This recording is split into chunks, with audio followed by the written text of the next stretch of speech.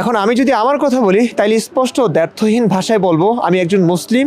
আমার আজীবন কেটেছে এই ধর্মের পড়াশোনায়, গবেষণায়। ইসলামের একজন একনিষ্ঠ ছাত্র আমি। এই ধর্মেরই অনুসারী ছিলাম, ইমাম ও খতিব ছিলাম, মানুষকে এই ধর্মই শেখাতাম। আমি নাস্তিক নই, কেবল এই ধর্মের হাজার অসভ্যতা, অসঙ্গতি, ভুল আমার চোখে ধরা পড়েছে। তাই আমার কাছে মনে হয়েছে এই ধর্ম সত্য না, এই ধর্ম আল্লাহ প্রদত্ত হতেই পারে না, এটা কোনো ধর্মই না, হতেই পারে না। আমি বুঝতে চেয়েছি দেশের শীর্ষস্থানীয় আলেমদের কাছ থেকে, তারা পর্যন্ত আমাকে সময় দেয়নি, বরং ছোট করে কথা বলেছে। ছোটোখাটো আলেমদের গোজামিল, হামকি থামকি, গালাগাল শুনে তো আমার সংশয় দূর হবে না ভাই, আরও বেড়েছে। এখন আমার কাছে, আমার যুক্তিতে ইসলাম একটি মিথ্যা ধর্ম, ভিত্তিহীন ধর্ম। কেন এটি আমার কাছে এমন, তার ব্যাখ্যা বিশ্লেষণ আমি করে দেখাচ্ছি আমার ভিডিওগুলোতে।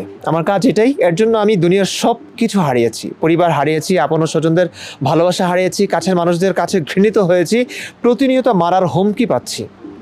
তবে কেন এই পথ বেছে নিলাম আমি? মানুষের জন্য। এই জিনিসটাই বোঝা উচিত সবাইকে। আমি বারবার বলেছি, এখনও বলছি, আমি স্রেফ অন্ধবিশ্বাসের বিরুদ্ধে নই। যে যেমন বিশ্বাসী করুক, যার যেমন বিশ্বাসেই প্রশান্তি মিলুক, তাতে আমার কিচ্ছু যায় আসে না। আমি বরং অন্ধবিশ্বাসের জন্য সৃষ্ট সহিংসতার বিরুদ্ধে। আর এক্ষেত্রে নিজ দেশ, আমার প্রিয় মাতৃভূমি বাংলাদেশের প্রেক্ষাপটে ইসলামটাই হচ্ছে একমাত্র অনিষ্ট ও অশান্তির মূল। দেশে হিন্দু, বৌদ্ধ, মুসলিম, খ্রিস্টান এবং অন্যান্য অনেক ধর্ম উপজাতি আছে, কিন্তু কোন ধর্মের জন্য এখনও মানুষ মরে? ইসলাম ধর্মের জন্য। কোন ধর্মের সমালোচনা করলে মানুষের কল্লা কাটা হয়? ইসলাম ধর্মের সমালোচনা করলে। কোন ধর্ম অন্যান্য ধর্মাবলম্বীর উপর চাপিয়ে দেওয়া হয়? ইসলাম ধর্ম। কোন ধর্মের অবতারকে নিয়ে সত্য কথা বললেও কটূক্তি হয় এবং সেই কটূক্তির কারণে কটূক্তিকারীর বাড়িসহ আশেপাশের নিরীহ নিরপরাধ মানুষের বাড়ি ঘরও ভাঙচুর করা হয় বলুন তো? ইসলাম ধর্মের নবীকে নিয়ে বললে।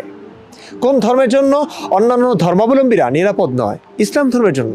দেখুন, আমি অন্য কোনো ধর্মে বিশ্বাসী নই, কিন্তু তাদের বিরুদ্ধেও নই, শুধুমাত্র ইসলামের বিরুদ্ধে। কারণ দিবালোকের ন্যায় স্পষ্ট। আমি মুসলিম, ইসলাম ধর্ম সম্পর্কে গভীরভাবে জানি, তাই ইসলামের সমালোচনা করি। আমি ইসলামের বর্বরতার শিকার হয়েছি, তাই এই ধর্মের সমালোচনা করি। আমাকে হিন্দুরা মারতে চায়নি ভাই, বৌদ্ধরা মারতে চায়নি, আমাকে মারতে চেয়েছে আমার নিজ ধর্মাবলম্বীরা। তাই আমি এই ধর্মের সমালোচনা করি। শ্রীকৃষ্ণের সমালোচনার কারণে বাংলাদেশে কাউকে মারা হয়নি। গৌতম বুদ্ধের সমালোচনার কারণে, অবশ্য তার সমালোচনা নাইও, কোনো মানুষকে মারা হয়নি।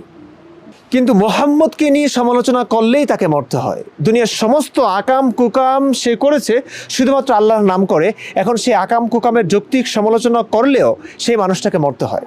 তিনি যে ভুলভাল হাজার কথা বলেছেন, স্ববিরোধী হাজার কথা বলেছেন, সেই সব কেউ পড়াশোনা করে বুঝে ফেললো, তাতেই তাকে মরতে হচ্ছে। কেন? কেন 1450 বছর আগের এক মানুষের জন্য এখনও মানুষকে মরতে হবে? কেন?